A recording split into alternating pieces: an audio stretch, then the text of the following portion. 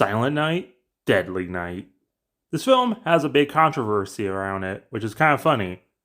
Because the film, as soon as the trailers dropped showing a naughty Santa, all the 80s housewives proved why people aren't more sensitive nowadays because they protested the film because they thought it was evil for having a Christmas-themed horror film and having a killer Santa Claus, even though both of those are not the first time it happened in a film. The protest was so intense they decided to pull the film a week after release. Ironically, it was released the same day as A Nightmare on Elm Street, and actually was doing better before it was pulled.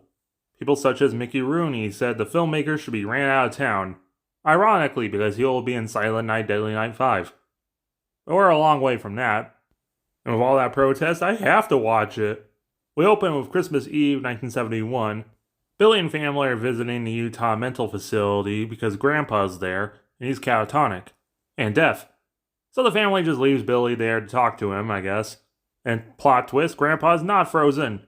And he has some bunch of war and Christmas stuff to tell Billy, like how Santa is the Punisher for naughty kids. Christmas Eve is the scariest damn night of the year. Meanwhile, Santa's at the gas station and he saw the prices and thought they were really naughty, so pops the owner.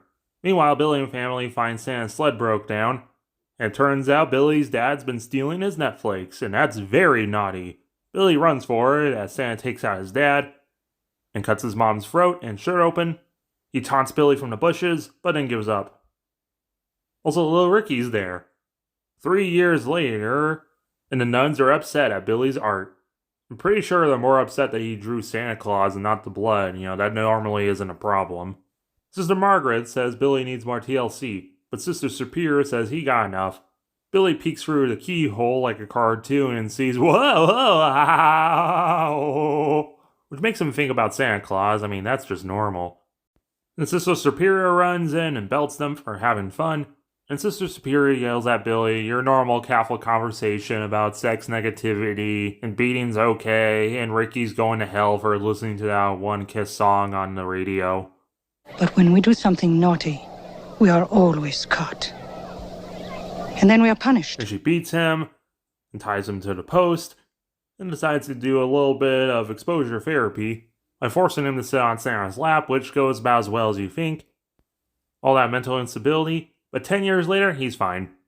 Sister Margaret got him a job as the shelf stocker at the producer's toy store. Ooh, they got G.I. Joe. And then we get a sitcom opening. And I won't need no more on the one side of the door. It goes on for over 2 minutes, and I kind of love it.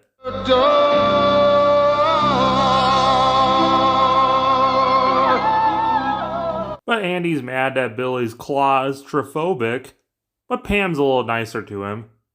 So Billy's sweet on her. But HR says Santa's out, so they need someone to dress up like him. And Billy drew the short straw. It goes about as well as you think. But who cares? It's closing time. It's over! Time to get shit-faced! They literally have booze hiding in this toy store. Man, my boss just gives me candy sometimes. Andy and Pam do a little hookup. And Cuck Billy likes to watch. But Andy makes it weird, which makes Billy think about his parents, so he runs in and strangles him with the lights. Pam doesn't like where this is going, so Billy takes her out. Boss awkwardly walks in, and he gets a hammer for Christmas.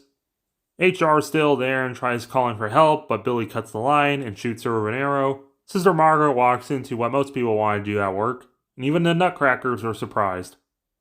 Meanwhile, some more ha-ha. And the lady's Linnea Quigley in one of her first major roles.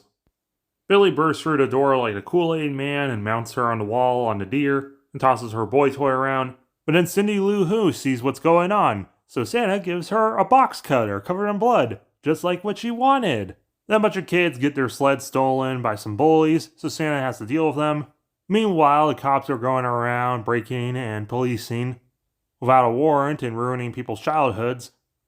This Santa is actually played by Part 5 Michael Myers. Sister Margaret wants to help out, but Sister Buzzkill is still alive. There's Santa. He's going after Ricky. The cops shoot him, but it turned out that he's actually Father O'Brien, who's old and deaf. Whoops. Man, he killed Santa Claus and a deaf guy. He's going to hell. And Billy's sending him there. Then he kills Jack Frost. One of the kids lets Billy in because he thinks he's Santa Claus. and Sister Superior is about to get it, but Billy decides to do a slow motion chop, so the cops get him this time. Man, little Anakin over here saw 2 dead Santas. It probably won't be that bad. He'll only be in the next 2 films. Final body count? 13! And now is Silent Night, Deadly Night. It is definitely not worth the outrage. Even if Billy dressed up like Superman or whatever, it's just kind of a standard slasher film of the time. The film does have a couple silly moments, makes it stand out. But the film probably would be better and better marketed if it focused more on Billy and his mental instability from his abusive upbringing. But overall, as it stands, it's an alright slasher film. If you're really into them, probably watch it. I think a lot of sillier elements like the music and giving the kid the box cutter make it a little more unique, but as is, I'd probably give it a 6.5 out of 10. Make sure to like, share, comment, and if you're new here, subscribe.